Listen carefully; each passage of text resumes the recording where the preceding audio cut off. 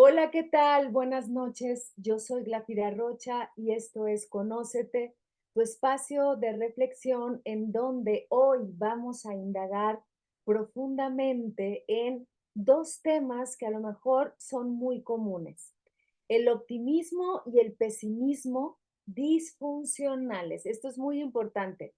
¿Por qué disfuncionales?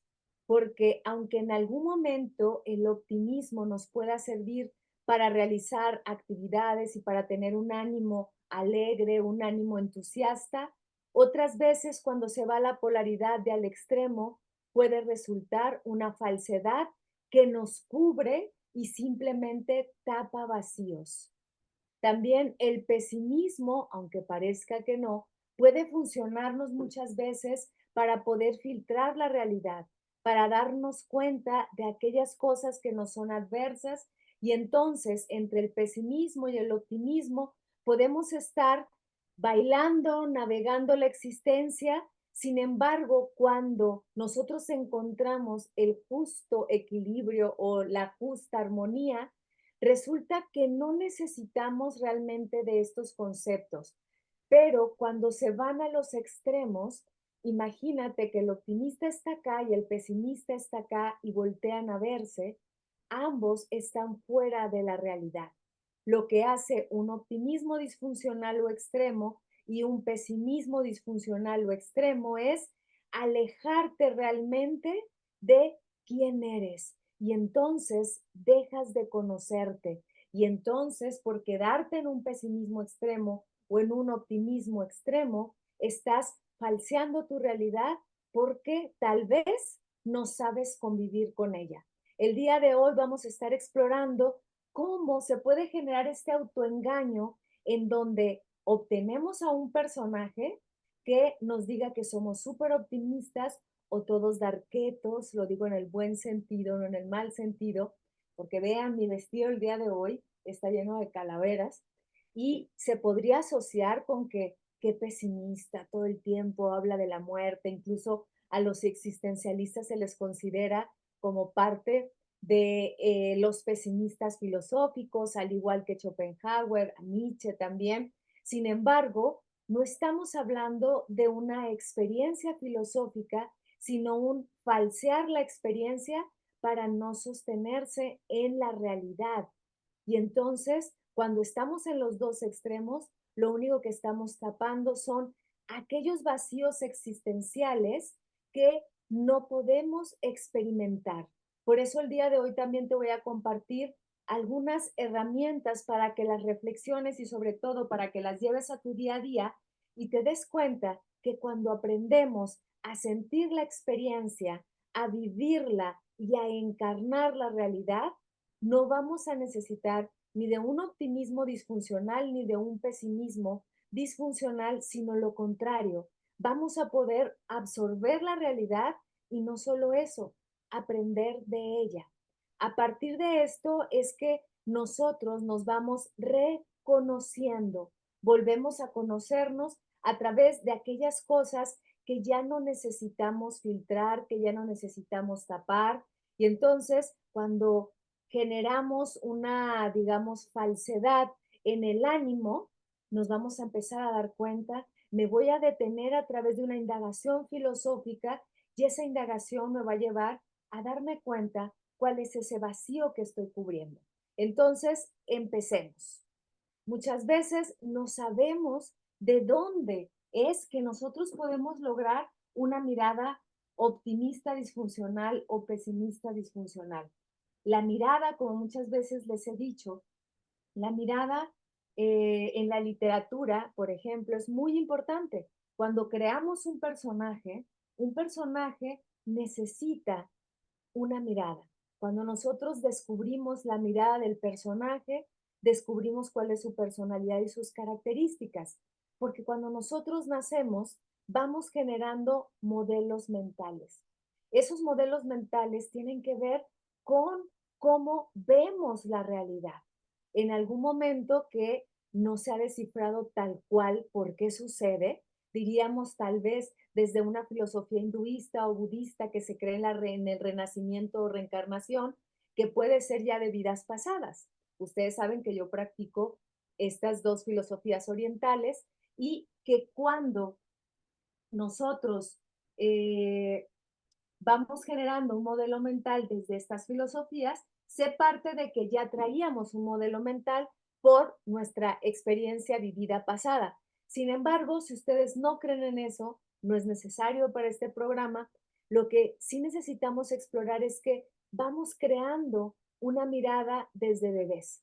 A lo mejor en algún momento a ese bebé no le gustó la mirada de la madre, no le gustó un sonido, creció en un ambiente adverso y va generando una estrategia para ver el mundo cubriéndose y defendiéndose. Sí, nacemos defendiéndonos, cubriéndonos, pero al mismo tiempo ahí se va generando una mirada tal vez pesimista, porque el mundo me acecha, el mundo me lastima.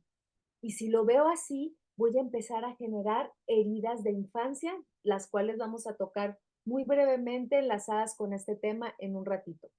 Pero ese modelo mental también tiene que ver en esas primeras miradas de la experiencia, en donde voy descubriendo yo como un bebé que va reconociéndose en el mundo, que a lo mejor el aplauso del otro, las sonrisas del otro, ese lenguaje no verbal que vamos experimentando de los adultos, me va llevando a que a lo mejor tengo ganas de llorar como bebé, pero veo que mamá me aplaude, que mamá no me deja llorar, que mamá no permite que exprese eso o papá no hace una cara que el niño, el bebé descifra en donde tiene que estar alegre para festejar al padre o a la madre o a algún adulto o tutor y va generando estrategias de pesimismo y optimismo falso. Imagínense, desde ahí ya nos estamos cubriendo. Ah, le gusta tal adulto que yo me ría y entonces el bebé se ríe hasta raro.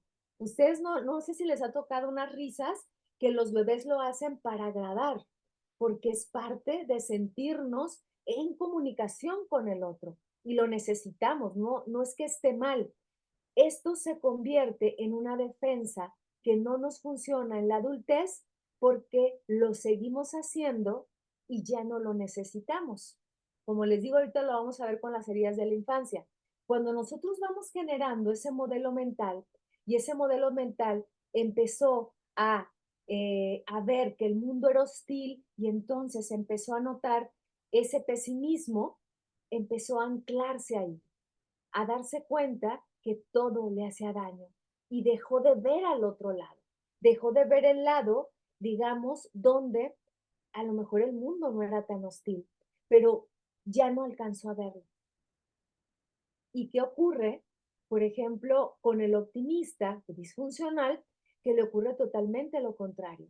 Hay un autoengaño profundo, porque ese autoengaño profundo viene de la necesidad de agradar al otro y de demostrarle al otro que la alegría es parte de mí.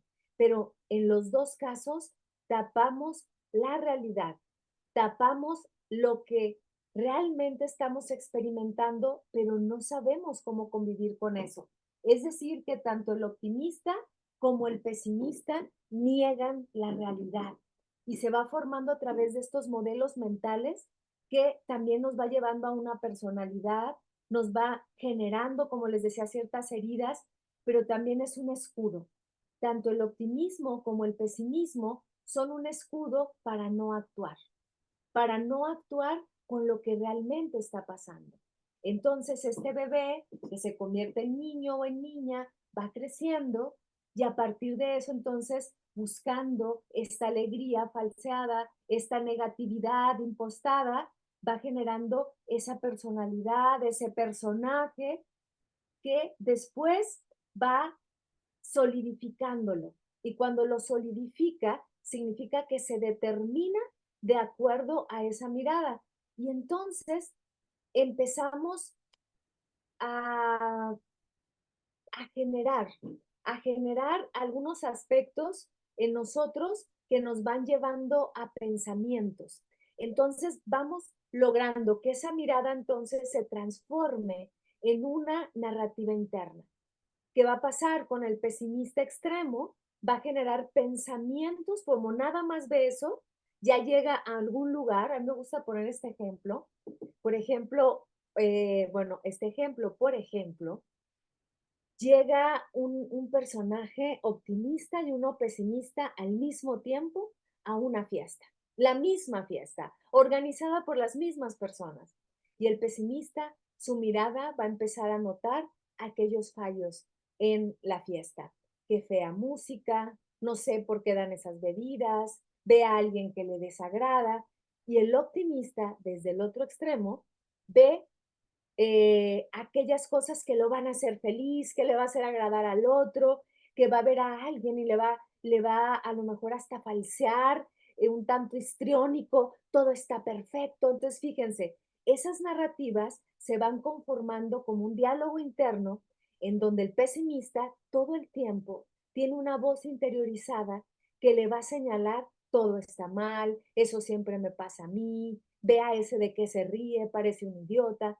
Eso piensa el pesimista internamente. Entonces, imagínense, pero eso también es falso, eso también es disfuncional, porque no está viendo la realidad integrada y completa, en donde no siempre es así, no corrobora la realidad con el otro. ¿Qué significa esto?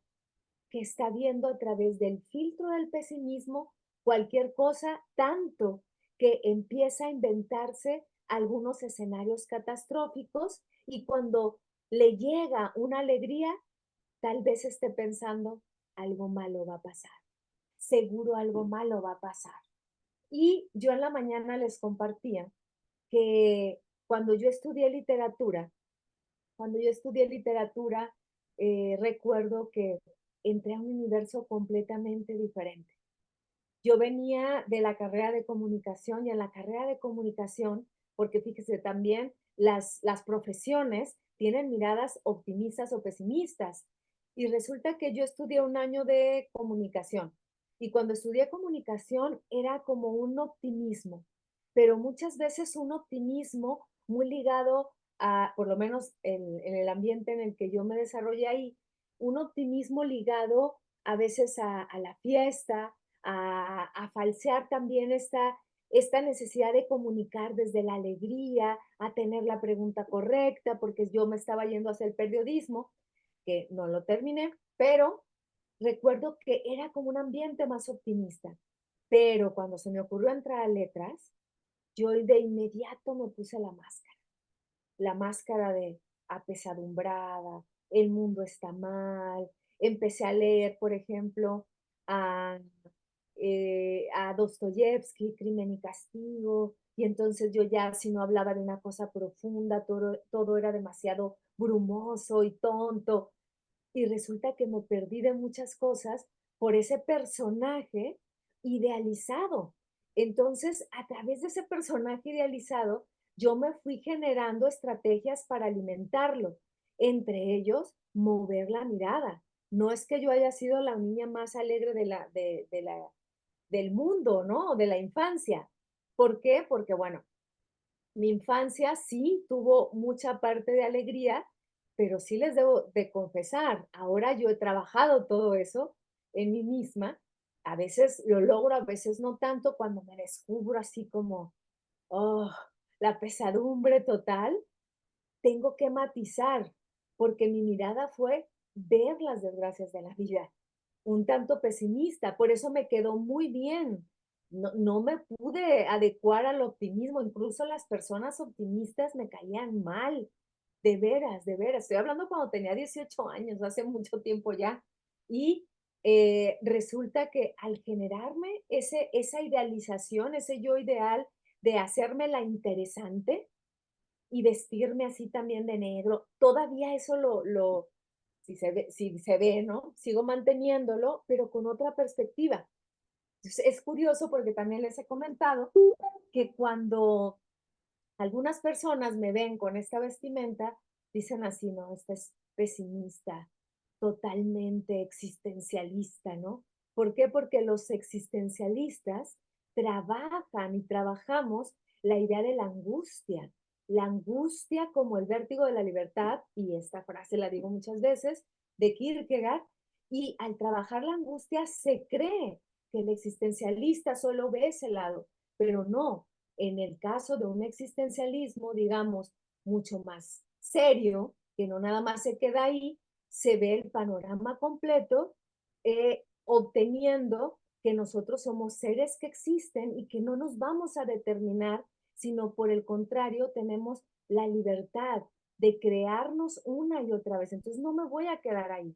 Pero cuando yo me quedo en el pesimismo, ¿qué pasa con este personaje de Glafira que estudió literatura y se vino a la Ciudad de México y estudió cine y luego estudió filosofía y luego se quiso hacer budista? Y cuando yo me hice budista, todo cambió.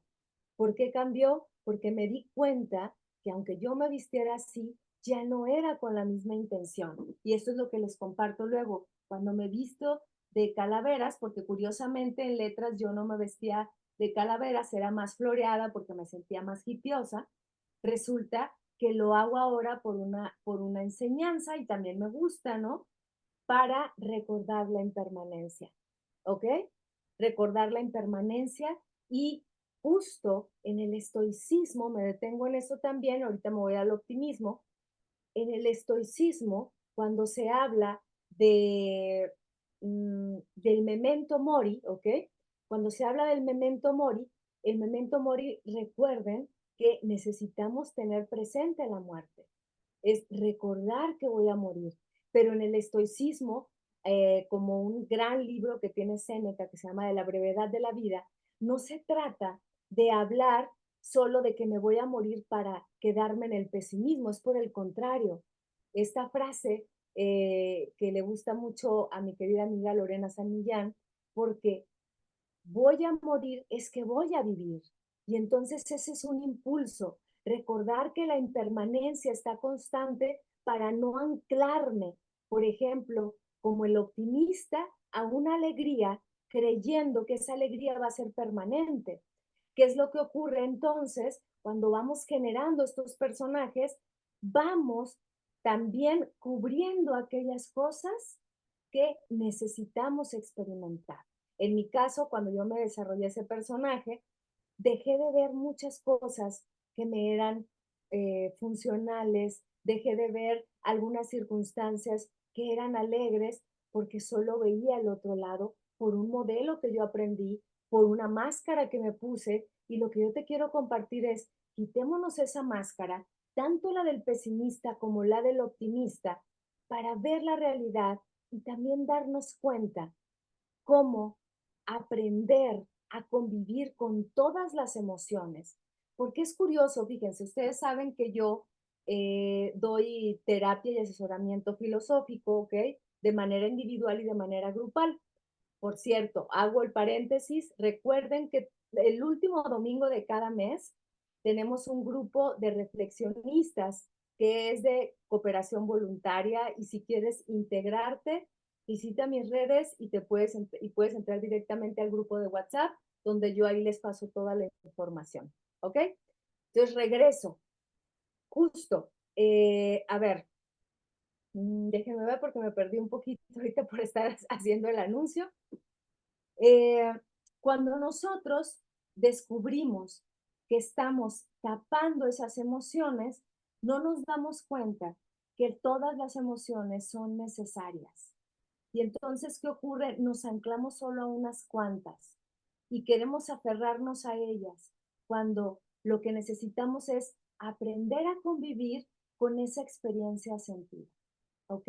Y la experiencia sentida es aquella experiencia a la que no le doy la vuelta, en donde reconozco una emoción y la experimento a través del cuerpo y en lugar de negarla, me quedo habitándola, sin necesidad de alimentarla con pensamientos catastróficos o alegres para taparla, sino saber que a veces es necesario aprender, ya sé que les estaba diciendo, en la terapia creemos que vamos porque curiosamente me quiero sentir mejor y cuando empiezan o cuando empezamos como consultantes a sentirnos mejor, no sabemos cómo convivir con esas emociones. tenemos mucho más anclado el convivir y saber qué se siente en la tristeza y quedarnos ahí, porque hay personas que a veces no saben ser alegres.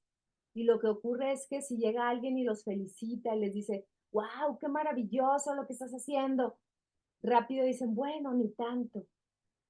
Incluso el optimista hace lo mismo. El optimista, aunque parece que puede saber más de la alegría, curiosamente no, porque sabe de una apariencia y está ocultando en realidad su tristeza. Pues fíjense cómo ni el optimista ni el pesimista sabe quedarse en esas emociones esenciales. Cuando digo esenciales me refiero a las emociones genuinas que necesitamos, alegría, tristeza, eh, enojo o toda la gama de emociones que podemos tener. No sabemos convivir con ellas y nos quedamos con las de nuestro modelo mental. Avancemos un poquito entonces. El optimista, por ejemplo, parece que la palabra optimista inicia con Leibniz, de filósofo, es el que empieza a hablar sobre el optimismo porque, déjenme leerlo bien, considera Leibniz que Dios nos dio el mejor de los mundos posibles, ¿ok? Y es Voltaire el que se burla de Leibniz en una novela que se llama El Cándido Optimista, ¿ok? Se burla de él y narra sobre todo estas peripecias o estos obstáculos de un personaje que se la pasa diciendo, no se preocupen, todo sucede para bien. Entonces, fíjense cómo es irse al otro extremo, ¿no? Leibniz no lo decía tampoco en ese sentido, como diríamos el bully de Voltaire, que se burlaba de él. Pero ¿cuántas veces tú dices, todo está bien, no pasa nada? Cuando tú digas, todo está bien, no pasa nada, sospecha si no te estás yendo al otro extremo. Cuando hay una persona que dice, no pasa nada, por lo regular es que algo está pasando. A lo mejor no negativo, pero algo está pasando. Entonces, cuando tú te descubras diciendo, no pasa nada, ahí detente. Detente en esa experiencia sentida diciendo, ¿qué me está pasando? ¿Qué me está ocurriendo? Porque siempre está pasando algo. Incluso les decimos a los niños cuando se caen, que esto ya se los he compartido, no pasa nada. Entonces el niño se queda contenido, la niña no llora y se ríe con todo y dolor y ahí estamos haciendo y desarrollando niños que van tapando sus emociones en lugar de ni aferrarse o niños que hacen berrinche, por ejemplo, ¿no? Aferrándose al dolor, sino que les podemos enseñar y justo cómo convivir con esa emoción, que te duele. Recordemos esta frase que, bueno, ya no se sabe exactamente de quién es, aunque se la adjudican al Buda histórico, Buda Shakyamuni, el dolor es inevitable, el sufrimiento es opcional. El dolor está, el dolor de una pérdida, el dolor de un golpe, el dolor de una enfermedad, el dolor que nos puede dejar el duelo, ¿no? Y ese se siente, pero no me aferro hasta victimizarme, ni lo niego para irme a este caso de optimismo que se puede convertir en una psicopatología. Fíjense, existe el nombre de una psicopatología para el demasiado optimista, falso y disfuncional. Se le llama hipertimia.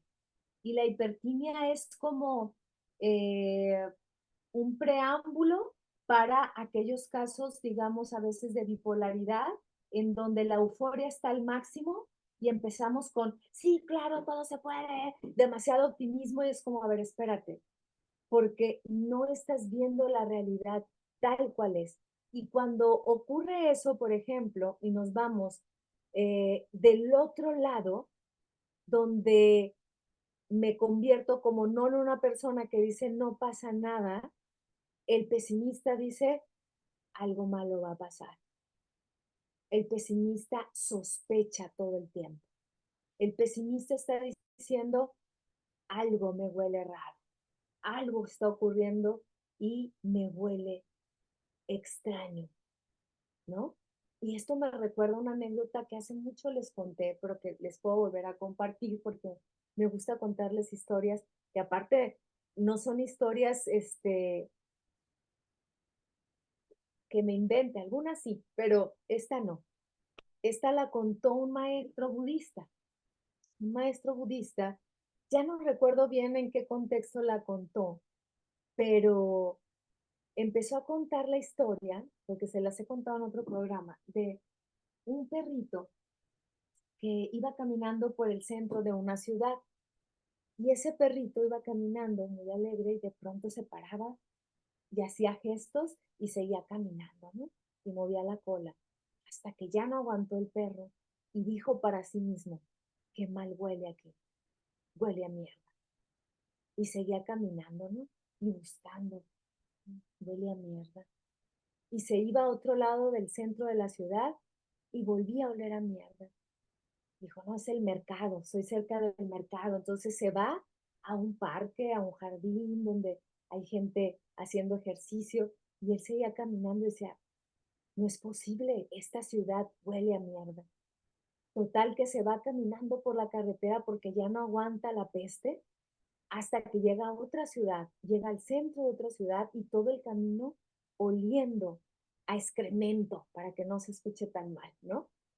Huele a excremento, huele a popó, huele a caca, como quieras decir. Pero el maestro decía huele a mierda, ¿ok? Debo decir.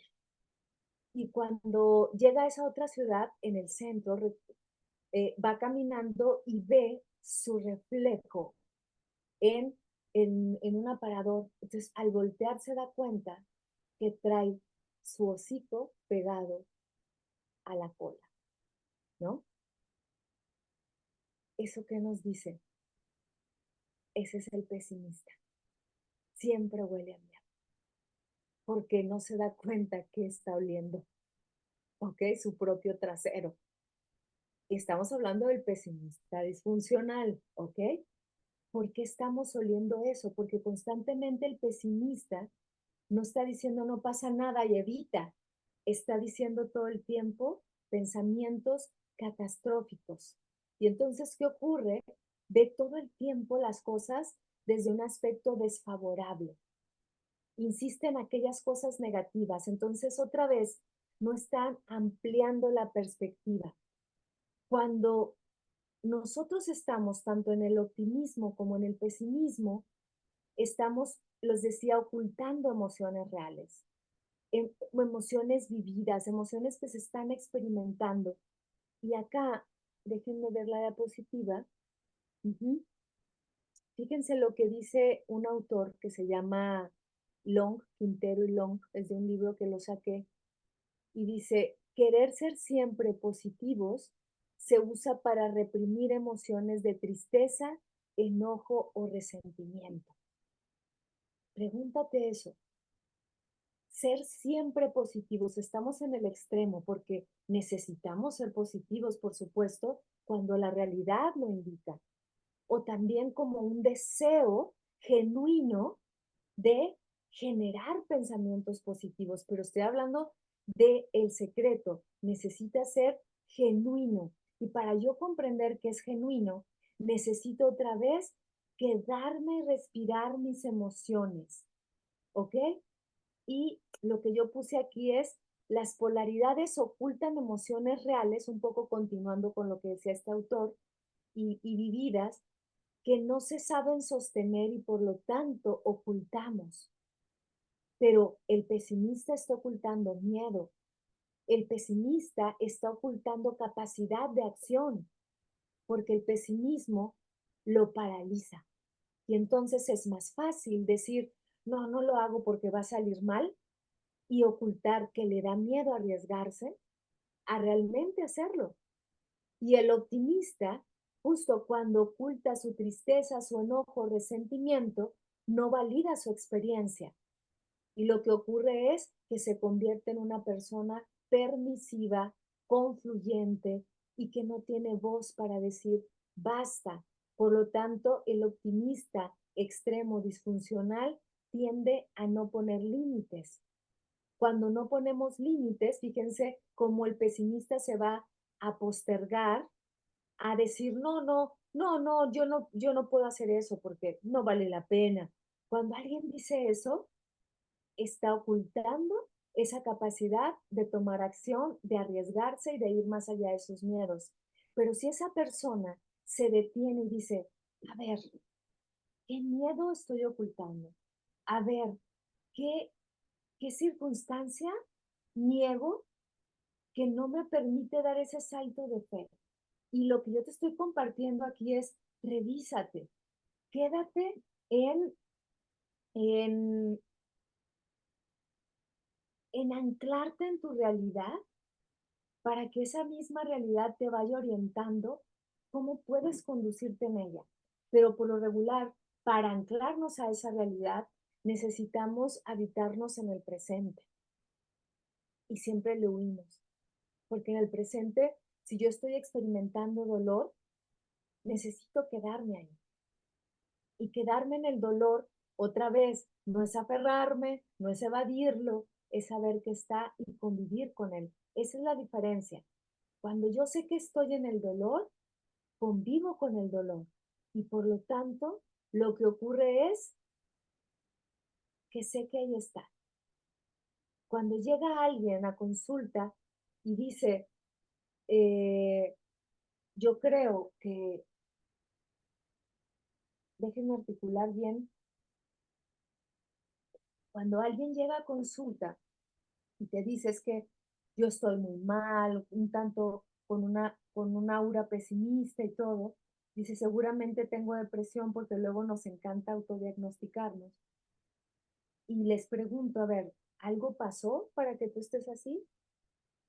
Y a veces es un dolor fuerte y genuino, pero que no se sabe convivir con él. Y ustedes me preguntarán, bueno, ¿y cómo se convive? Primero, sabiendo que está, sabiendo que lo estoy experimentando, conociendo cómo se está manifestando en mi cuerpo. A veces ese dolor ni siquiera le doy cabida en el cuerpo y lo anulo.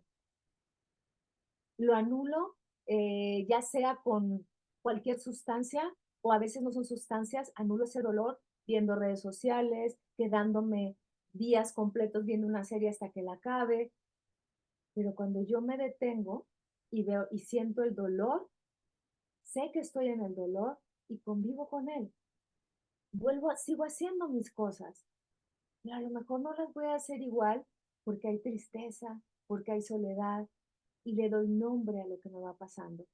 ¿Sí? Claro, esto es más profundo y se tiene que ver en terapia de manera individual. Yo solo les doy algunos, digamos, referentes para que ustedes se sigan explorando.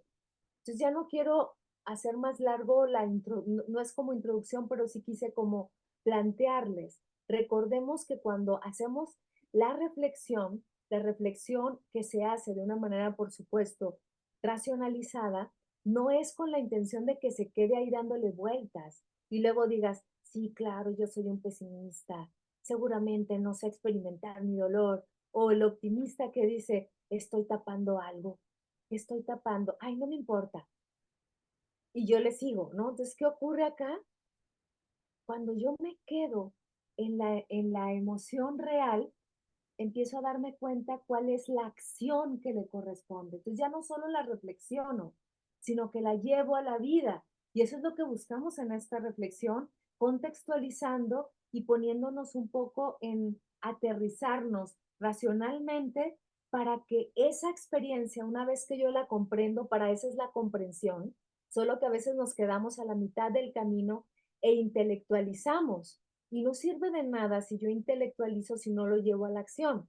La idea de estos programas de Conócete es comprendernos para que la invitación a la acción salga solita. ¿Ok?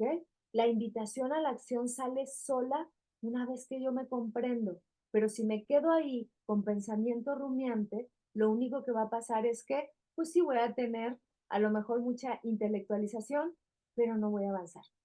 Me voy a quedar ahí paralizado o evadiendo, una de las dos. Sin embargo, a ver, detente en este momento, quédate ahí y pregúntate, ¿qué me impide a veces sentir la alegría y necesito falsearla?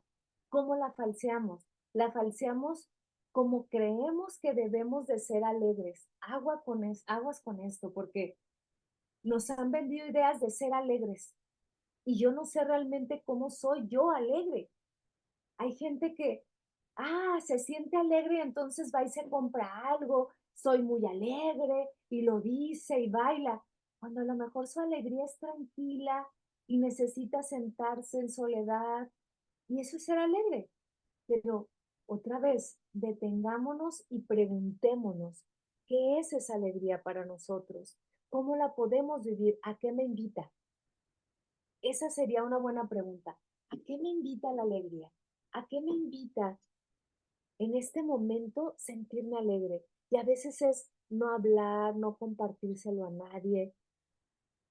Y otras veces sí. A veces es como, no le voy a decir a nadie que me pasó esto para que no me lo echen a perder con su pesimismo. Y entonces guardo toda esa alegría para mí, pero no la sé vivir de nuevo.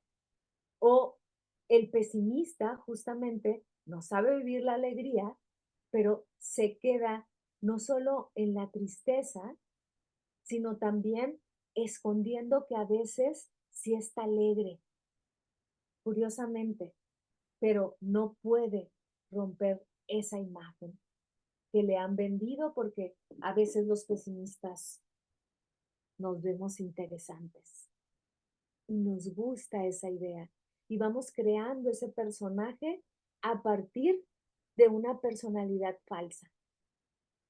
Y me da a mí, no sé, me gusta reflexionar esto con ustedes porque imagínense, a veces yo me pongo un poco a imaginar cuando voy caminando y voy reflexionando, me gusta reflexionar todos estos programas a veces cuando voy caminando alguna cuestión cotidiana y digo, o sea que si nosotros tenemos esa máscara todo el tiempo con una personalidad falsa, ¿quiénes somos?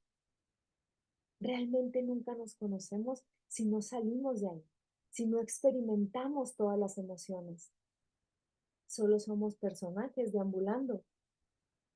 Y podrás decirme, bueno, pues esos somos personajes. Y yo te diría, qué tristeza porque somos solo máscaras. No nos quitamos la máscara para descubrir realmente cuál es la experiencia profunda a la que me está invitando a sentir. Porque quiero evadir cualquier cosa o anclarme y luego lanzarme al berrinche o a victimizarme. Y ahí, cuando yo me lanzo al berrinche, cuando yo me victimizo, cuando me aferro a la tristeza y digo, es que la vida es así, otra vez no estoy experimentando la emoción real, la estoy falseando con una exageración, porque a veces si yo me quedo cuando la vida no me es funcional, cuando la vida incluso me es adversa y me quedo en esa sensación de, ¿por qué? No me salen las cosas como quiero y en lugar de hacer berrinche, me quedo, identifico la emoción y digo, ok, ¿qué me está diciendo esta emoción? Me encontraré con vivir la emoción sin exagerarla ni evadirla. Otra vez sabiendo que está. Y esa experiencia me va a llevar a que no me quede tanto en estos extremos y entonces no ande con una careta tras otra careta y todos andamos con esas caretas, somos solo máscaras. Qué pesimista me estoy poniendo, ¿verdad? Bien pesimista, solo somos máscaras. ¿O es realista? Pregúntatelo. ¿No será que sí? ¿No será que eso es ser realista? Siéntelo, evalúalo, a ver qué te va pasando. ¿Ok? Y detengámonos un poquito aquí. Porque cuando nosotros vamos creando esa personalidad falsa, entonces nos vamos otra vez desconectando de nosotros mismos, porque la máscara cada vez es más gruesa, más gruesa, más gruesa, y lo que ocurre es que no solo dejo de conectarme conmigo misma, sino que dejo de conectarme con los demás. ¿Ok? Me dejo de conectar porque yo misma no estoy conectada, porque yo misma estoy evadiendo o falseando. Y fíjense, Cuando yo empecé a practicar el budismo, les decía que me cambió un poco la personalidad, curiosamente porque me di cuenta de, a través de la autoobservación, de la vigilancia mental, se llama esta técnica en el budismo, que yo tenía muchos pensamientos pesimistas y empecé a ampliar mi perspectiva, que esta es una de las herramientas que les voy compartiendo. Ampliar la perspectiva es, un poco al principio es mecánico, darme cuenta, serían los pros y los contras. A partir de darme cuenta de los pros y los contras, lo que empieza a ocurrir es que empiezo a observar y a visualizar internamente, ampliando la perspectiva. Entonces mi mirada ya no solo se queda en ese modelo mental que yo aprendí en la infancia, sino que se amplía. Y les digo que es curioso porque en el budismo, a veces hay gente que dice que el budismo es medio oscuro, porque justo hay meditaciones que nos llevan a meditar en la impermanencia, y meditar en la impermanencia, yo incluso tenía un mala, que es como un rosario, donde se dicen mantras, y el mala eran puros cráneos, así como estos.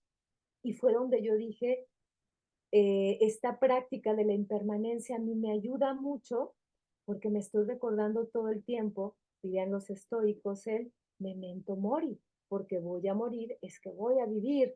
Y entonces, ¿qué ocurre? Que en el budismo se consideraba, bueno, algunas personas todavía lo consideran una filosofía pesimista, porque el Buda histórico, Buda Shakyamuni, nos dice que hay cuatro nobles verdades. Una de esas nobles verdades, la primera, es dukkha, dukkha, y dukkha es el sufrimiento. Lo que nos dice el Buda es que nosotros venimos a sufrir, pero que ese sufrimiento tiene, es un diagnóstico que él da, o sea, a ver, no me quiero meter demasiado en esto. eh, bueno, les voy a compartir esta diapositiva y a lo mejor es más fácil que ustedes por ahí le tomen una fotografía. Déjenme compartir, se me ha pasado compartirles las diapositivas porque fíjense que me está pasando algo. Cada vez las uso menos, pero me gusta organizarlas porque cuando las organizo, yo misma voy haciendo todo mi recuento, ¿no? Entonces, veamos, ahorita vamos a empezar, les decía, con la herramienta de ampliar la perspectiva primero para darnos cuenta con amplitud de cuáles son las circunstancias en las que estoy. Entonces, espérenme para compartirles la diapositiva, solo por si ustedes están interesados en profundizar más en esto. En algún otro momento haré un programa solo de las cuatro nobles verdades, que ya lo he hecho en algunos cursos. Entonces, fíjense, lo que hace el Buda es darse cuenta, como si fuera un análisis médico, que tenemos un diagnóstico. La vida es sufrimiento, insatisfacción. Hay un dolor físico, mental, eh, y acá, por ejemplo, mientras el dolor se vea como algo antinatural o anormal al que hay que temer o rechazar, será imposible identificar sus causas. Fíjense que curiosamente parecería que es pesimista, pero nos da una fórmula para salir de ese sufrimiento y convivir con el dolor real, que es lo que yo les he estado compartiendo. En lugar de irme a la evasión, tanto al optimismo o a la negación y rechazo también, pero desde otra perspectiva del pesimismo. Fíjense cómo acá el Buda nos dice, bueno, temer o rechazar, lo único que nos lleva es a evitar cuáles son sus causas. Y el Buda, en una segunda noble verdad, nos dice, a ver, el anhelo por los placeres, hay una causa que nos lleva a ese sufrimiento, que es el anhelo por los placeres sensuales, ¿ok? Esos placeres sensuales que tienen que ver con nuestro personaje, nuestra identidad, que digamos en el budismo se reconoce como la ilusión del yo, ¿ok? O del ego. Cuando nosotros, para salir de ese sufrimiento, que no es lo mismo que dolor, como hemos dicho, o la recuperación es liberarme de la ilusión del yo, y eso es lo que trabaja el budismo todo el tiempo, liberarme de la ilusión del yo, no negarla, ¿ok? Sino liberarme a través de no generar ni atracción, ni aversión o engaño. Y de aquí parten el camino óctuple, que ya no me voy a meter en eso, que diríamos que es la medicina, ¿no? El camino óctuple en el budismo, que es lo que se tiene que recorrer, ¿no?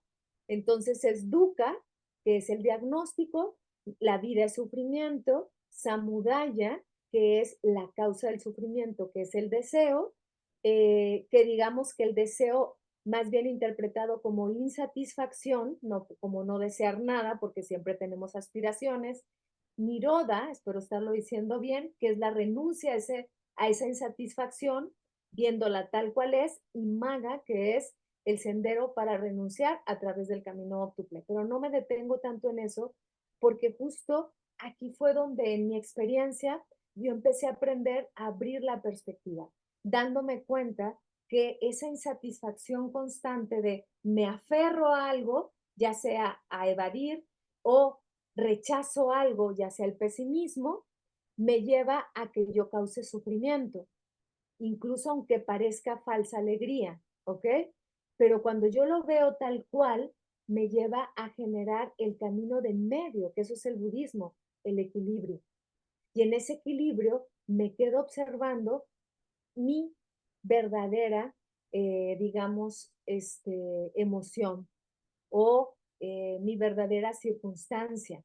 Y lo que empiezo a hacer es darme cuenta que ese modelo mental que yo desarrollé desde la infancia puede empezar a cambiar porque estoy ampliando mi perspectiva. Entonces veo, a ver, estoy con una narrativa interna demasiado pesimista, me detengo y amplio la perspectiva y veo el otro lado. Entonces, muchas veces yo hago algo en la terapia que les voy a compartir y a lo mejor les funciona como herramienta. Si llega alguien y me dice, me fue muy mal en el trabajo, me pasó esto, me pasó el otro, y resulta que discutí con un compañero, y entonces me cuenta todo lo negativo, ¿no? Que claro, fue real, no lo está inventando. Y yo le digo, ok, cuéntame lo mismo, pero con la perspectiva de lo que sí funcionó de eso que hiciste, no solo lo que no funcionó. Y es muy interesante como narrativa que tú lo hagas. Tú mismo lo puedes empezar a practicar, ¿no? O sea, a ver, observa. Si no estamos como el perrito que solo se veía el trasero, se olía el trasero, ¿no? O sea, a ver, despega el hocico del trasero y ve qué más hay ahí. Y entonces me empiezan a contar el otro lado y a veces les cuesta mucho trabajo y me dicen, bueno, en realidad yo puse límites, en realidad fui a poner una queja y me di cuenta que mi voz fue escuchada y luego ya terminamos de ver los dos lados y dicen, bueno, no estuvo tan mal, ¿ok? Solo, ¿cómo? Contando la misma historia, pero desde otro punto de vista. Entonces yo amplío la perspectiva cuando me muevo el foco de atención. Y cuando muevo el foco de atención, estoy cambiando mi modelo mental, el modelo que yo desarrollé con mi mirada cuando nací. Entonces sí podemos hacerlo a partir de estas dos herramientas. Amplío la perspectiva a partir de mover mi narrativa donde estoy moviendo mi punto de vista. Ya no solo veo la misma circunstancia de un solo lado, la veo de las dos, sopeso y me doy cuenta que no estoy ni en un lado ni en el otro, sino que fue una circunstancia real.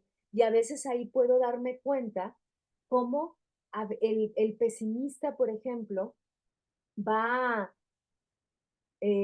generando creencias que lo llevan a no poder ampliar su perspectiva.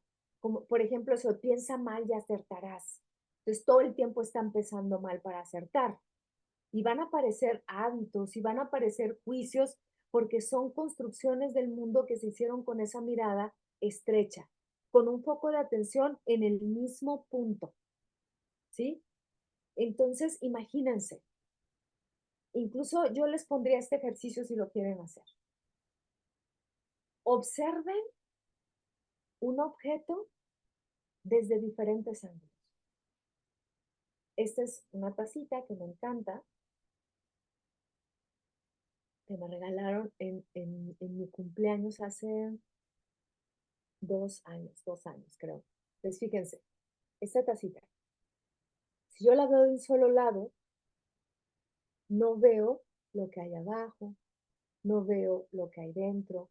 Imaginemos que esta es una circunstancia. Empiecen con pequeñas cosas, quienes están en los dos extremos, ¿ok? Pequeñas cosas que es, muévanse, vean qué les gusta de la taza, qué no les gusta, véanla por todos lados. Cuando yo me muevo del lugar, puedo también comprenderme y comprender al otro y no irme a estas experiencias extremas.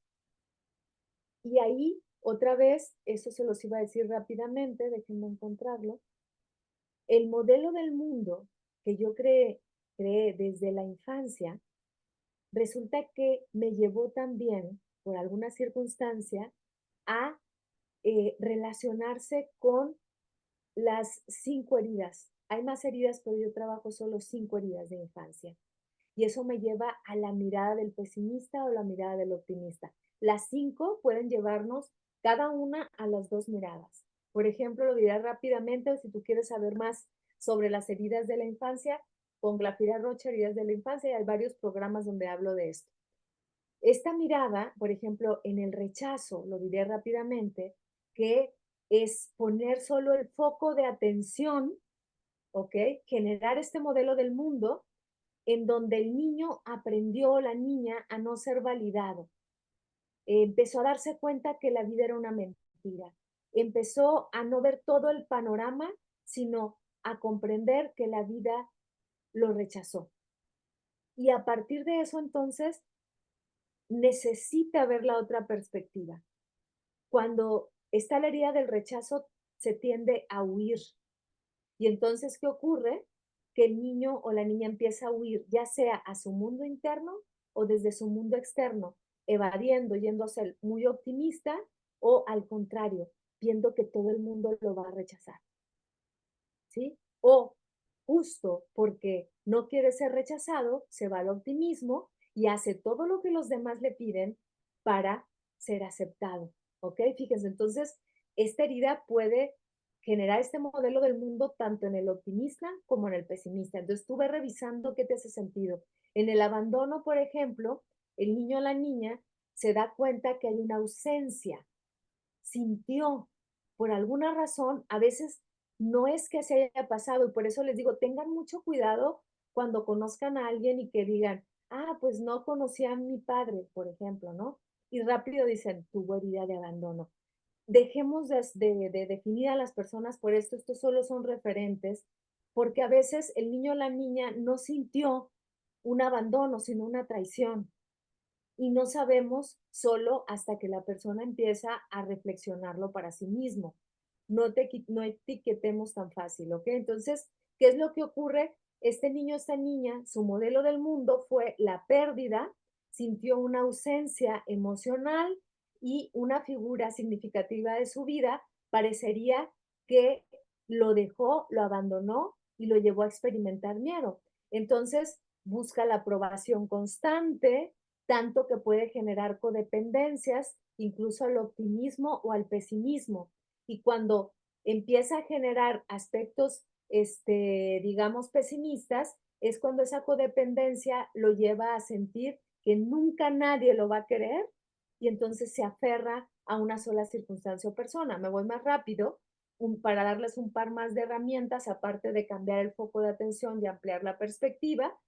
Darnos cuenta también cuál es nuestra herida nos va a servir para saber si nos estamos yendo de un extremo al otro.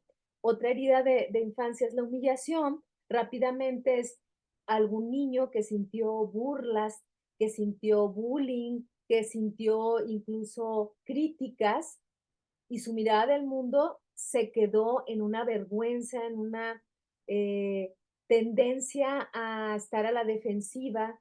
¿Por qué? Porque no quería ser humillado, entonces se va al pesimismo, pero cuando se va al optimismo, se convierte en una persona sumisa para justo que nadie se ría de él y entonces trata de no mostrar desacuerdo, por ejemplo, ¿no? y hace todo lo que le dicen y confluye con los demás porque le da pavor ser humillado. O la herida de la traición. En la herida de la traición, como la palabra lo dice, pues es un niño que sintió que perdió la confianza o lo hicieron que sintiera desconfianza cuando otra vez una relación significativa, sean los padres o un adulto o un cuidador también, eh, fue infiel, por ejemplo, ¿no?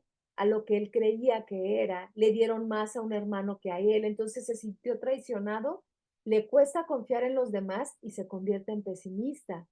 Pero al contrario, también como tiene muchas barreras, digamos, de protección para no ser traicionado, no se muestra tal cual es y se va hacia el optimismo para no ser traicionado otra vez.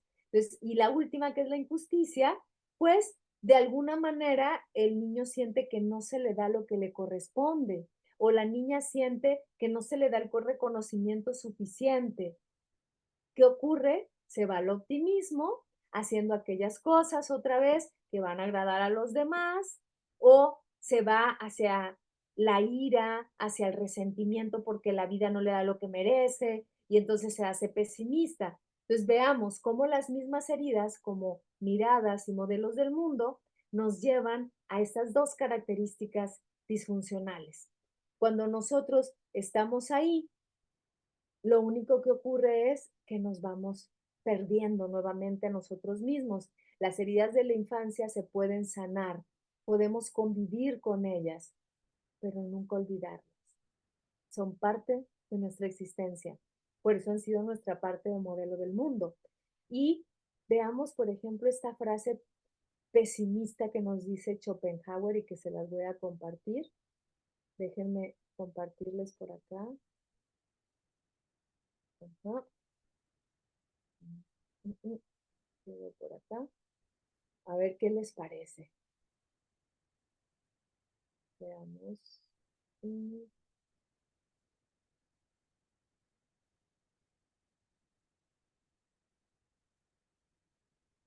Fíjense, el hombre no es nunca feliz, pero se pasa la vida corriendo en pos de algo que cree que le hace feliz. Rara vez alcanza su objetivo y cuando lo logra, solamente consigue verse desilusionado. Fíjense el pesimismo. Arthur Schopenhauer fue uno de los filósofos del pesimismo. El hombre no es nunca feliz, pero se pasa la vida corriendo en pos de algo que cree que le hace feliz. Rara vez alcanza su objetivo y cuando lo logra solamente consigue verse desilusionado. Y fíjense que aquí hay algo importante que podemos explorar para compartirles, pero una herramienta más que traigo aquí. Y cerramos con esto el programa para invitarles a que la próxima semana vamos a estar reflexionando algo muy ligado con esto. Y lo que vamos a estar reflexionando es cómo el ideal, y ahorita lo relaciono con Schopenhauer, el yo ideal que vamos formando de nosotros mismos es tan inalcanzable que lo único que hace es tapar vacíos existenciales. La próxima semana vamos a profundizar en eso.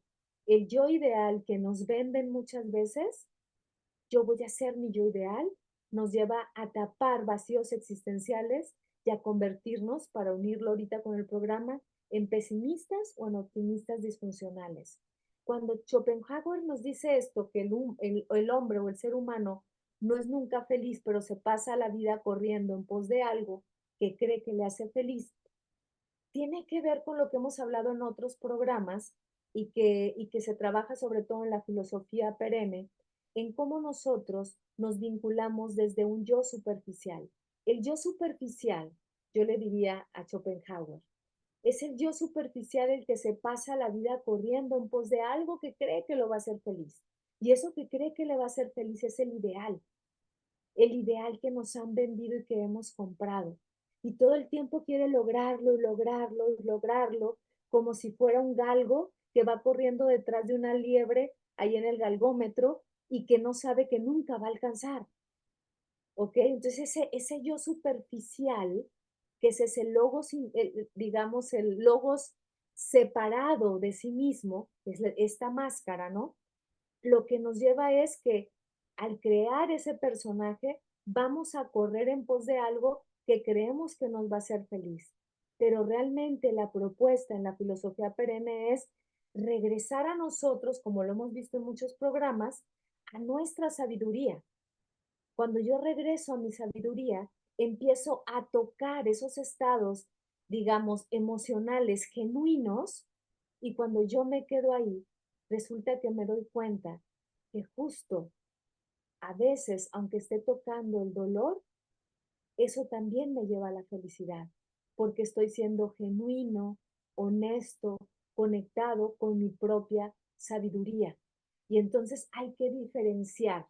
El optimismo y el pesimismo se quedan en el yo superficial, pero cuando yo me detengo en una experiencia sentida, que es justo lo que les quiero proponer para dejarla como una herramienta para ustedes, recordando que la experiencia sentida abarca el cuerpo y no niega nada de lo que está pasando, ni una emoción, ni una circunstancia, a lo que nos invita es al misterio de la existencia en donde yo no me estoy etiquetando.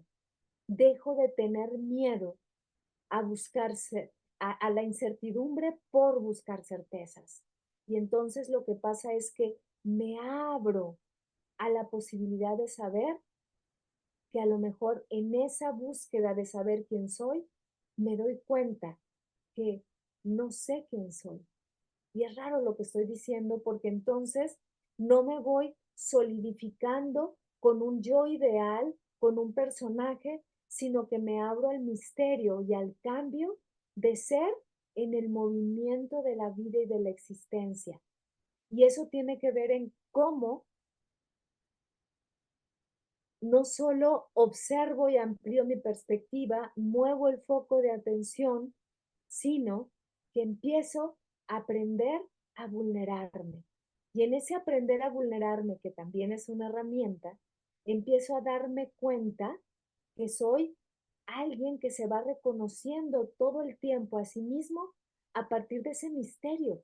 En realidad, somos misterio. No somos o pesimistas u optimistas. Empiezo a darme cuenta que me puedo permitir maravillarme de mí misma y empiezo a validar mis emociones.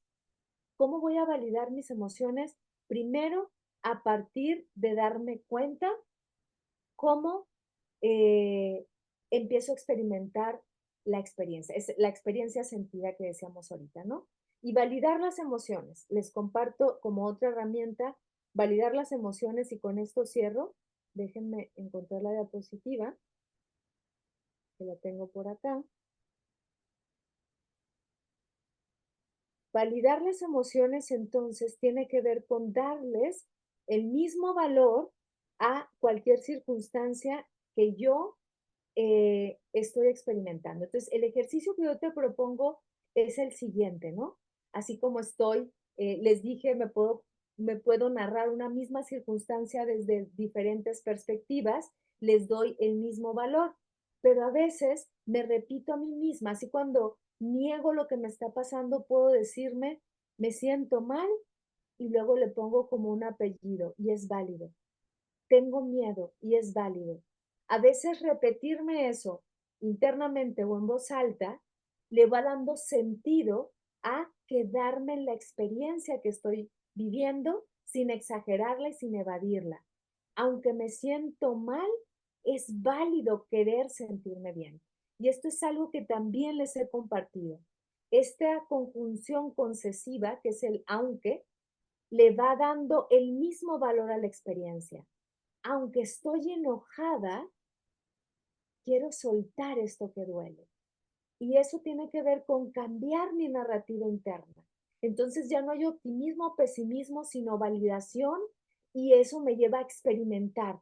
Me siento mal y es válido. Tengo miedo y es válido. Aunque me siento mal, me digo a mí misma, es válido querer sentirme bien. Aunque no tengo ganas de ir a trabajar, voy a ir porque es mi obligación. Y ahí le doy permiso a las emociones de estar en un mismo nivel. Otro que también me puede ayudar, no solo el aunque o el decirme cómo es validar la experiencia tal cual, es expresar las emociones negativas con quien sé que no me va a juzgar. O sea, no todo el mundo le voy a decir mis emociones negativas. ¿Por qué les digo esto? Porque ahora estamos en un momento en donde nos venden la idea de los decretos positivos. Y no es que yo desconfíe de ellos, ¿ok? Desconfío de las personas que los dicen y no validan sus emociones. Puede haber una persona que diga, no sé, soy una persona hermosa y me parece un decreto y una afirmación muy, muy bella, ¿no? Yo soy una persona hermosa, pero si detrás está invalidando sus inseguridades, entonces ahí el decreto chafea y es falso. Pero si yo realmente lo siento, es muy válido que yo pueda decir qué hermosa me siento, ¿ok? Sin embargo, no como un decreto falso que está tapando. ¿Por qué les pongo entonces expresar las emociones negativas con quien sabes que no te va a juzgar? Porque hay personas que luego les dices, ay, no, es que desde que tuve un día muy malo y pues no sé, me siento un poco deprimida. Cancelado, cancelado, cancelado. No hables así. Y entonces no te dejan ni siquiera expresar que no es pesimismo, es que realmente te sientes así y entonces invalidan tu experiencia. Pero hay personas que te dicen, ah, sí, ¿a poco? Tampoco personas que te lo alimenten, sí, este día ha sido desgraciado y lo exageran. Personas ecuánimes o tú mismo diciéndote, fue un mal día, muevo la perspectiva, veo lo que no estuvo tan malo, lo equilibro y lo valido, ¿no? Lo otro es no engañarse a sí mismo, porque puedo decir que todo está bien, pero saber internamente que debo trabajar en ello. ¿Qué significa esto? A lo mejor tenemos como lugar común decir, ah, ¿cómo estás? Bien, porque rápido decimos así, bien. Y cuando decimos bien, darnos cuenta que a lo mejor no estuvo tan bien, lo valido, pero no le doy más vuelo discursivo y me pongo a detallarlo, ¿no? Sino, bien, pero yo sé que no estuvo bien.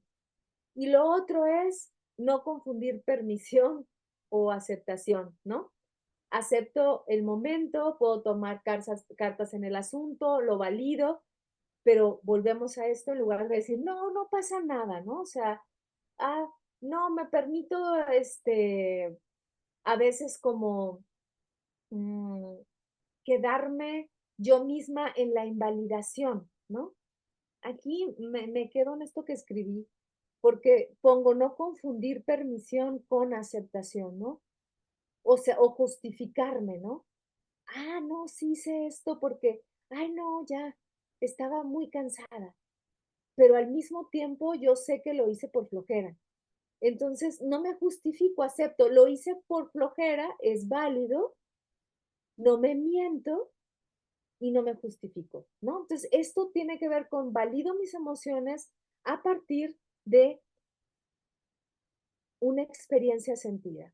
Y cuando yo empiezo a quedarme en esa experiencia sentida, entonces me doy cuenta que me voy colocando en esa armonía donde ya no es una máscara entre pesimismo ni optimismo, ni tampoco me quedo en la falsedad de decir todo está bien o todo está mal, sino que voy buscando una validación constante de mis emociones para vivirlas tal como son y a partir de eso, otra vez, reconectarme conmigo y quedarme en ese yo profundo en lugar de este constante pleito que se mantiene en el yo superficial. Y a partir de eso me voy situando en la funcionalidad de toda la gama de emociones. En lugar de querer alcanzar un yo ideal que sea aceptado por el otro y otra vez invalidarme como la que estoy siendo. Y la que estoy siendo a veces tiene miedo y es válido. y la que estoy siendo a veces es alguien que tiene muchas ganas de cambiar y es válido. Y quien estoy siendo en este momento es alguien que se siente cansado y es válido. Y está muy emocionada porque les está compartiendo esto y es válido. Y voy validando mis emociones al mismo tiempo que las voy experimentando y mi cuerpo se va sintiendo a salvo en cada una de las circunstancias. Y en lugar de quedarme en un yo idealizado que lo único que hace es tapar vacíos, me voy reconociendo, volviéndome a conocer, ajá, y me quedo en ese constante reflexionarme una y otra vez. Nos vemos la próxima semana con otro tema para reflexionarnos. Gracias.